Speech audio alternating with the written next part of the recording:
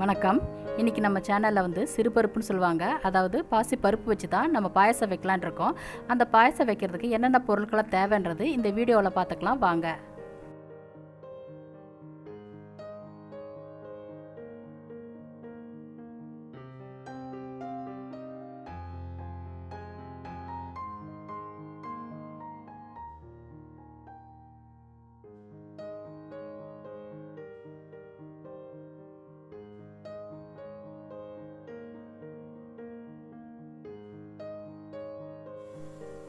இப்போ இந்த பேன்ல இந்த பாசி பருப்பை வந்து லேசா வறுத்துக்கலாம். நம்ம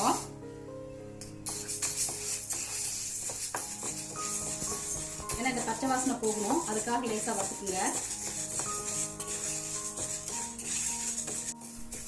பாருங்க, பாசி பருப்பு வறுத்தாச்சு. இது ஒரு பாத்திரத்துல போட்டுட்டு நம்ம பாசி பருப்பு கழுவிக்கலாம். இப்போ நான் இதை கழுவிட்டு வந்துடுறேன்.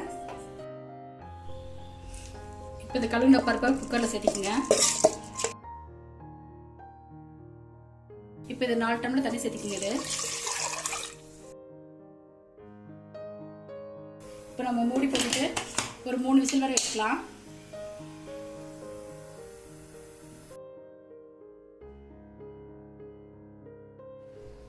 இப்போ குக்கர் ரிலீஸ் பண்ணிடலாம். நம்ம பாருங்க, வெயிட் எடுத்தாச்சு.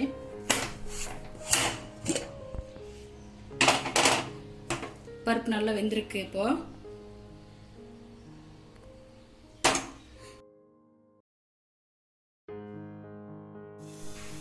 நம்ம ஜவ்வரிசி வேக போடணும்.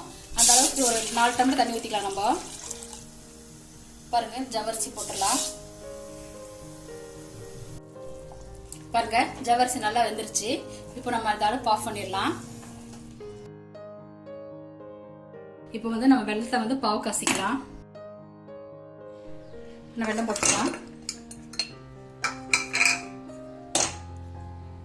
ஒரு 3 டம்ளர் தண்ணி ஊற்றிக்கங்க. இது நல்லா கரையட்டும்.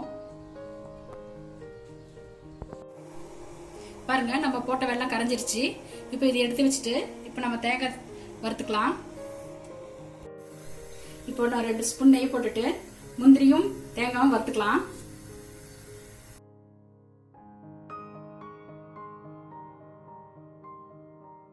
இப்போ நம்ம முந்திரி பொரிச்சுக்கலாங்க.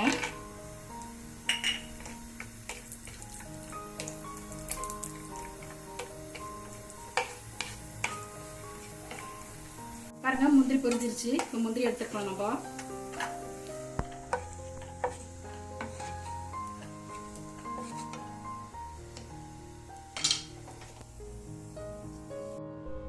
இப்போ இந்த முந்திரி பொரிச்ச எண்ணெயிலேயே தேங்காய் பொரிச்சுக்கலாம். அந்த தேங்காய் வறுத்துக்கலாம்.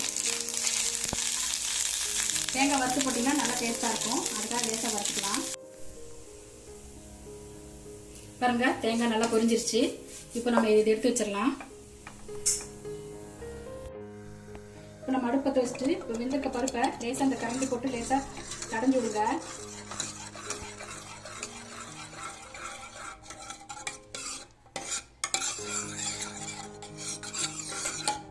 இப்போ நல்லா பாருங்க, கடைஞ்சி விட்டாச்சு. இப்போ நம்ம இந்த ஜவ்வரிசியை நம்ம ஊற்றிக்கலாம். இது ஒரு கலக்கி விடுங்க. கொஞ்சம்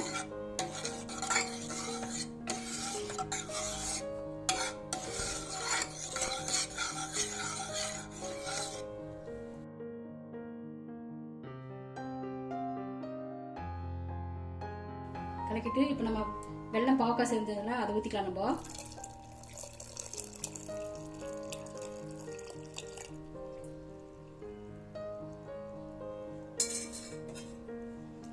நல்லா கலக்கி விட்டுக்கணும். இப்போ கொஞ்சம் இது கொதிக்கிட்டு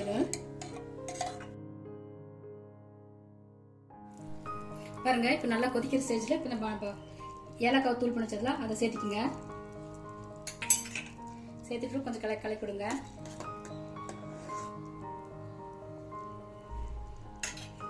இப்போ நம்ம வறுத்த தேங்காயும் சேர்த்துக்கலாம்.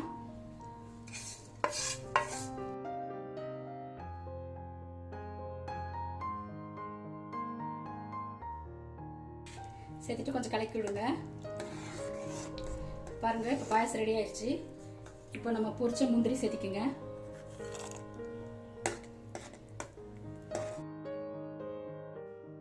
பாருங்கள், இந்த அளவுக்கு இருந்தால் போதும். இப்போ நம்ம பாசிப்பருப்பு பாயாசம் ரெடி ஆயிடுச்சு. இப்போ இது வேறு பவுலுக்கு நம்ம மாற்றிக்கலாம்.